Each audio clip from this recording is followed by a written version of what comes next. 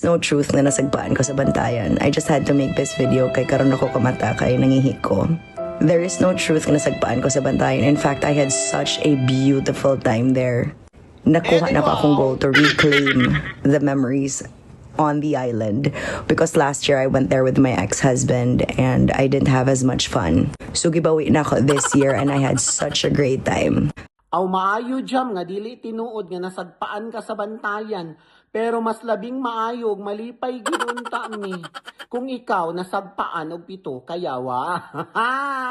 Aw maayo gani jam no nga nakamata og nakapangihi pa ka nga niagi sa imong catheter.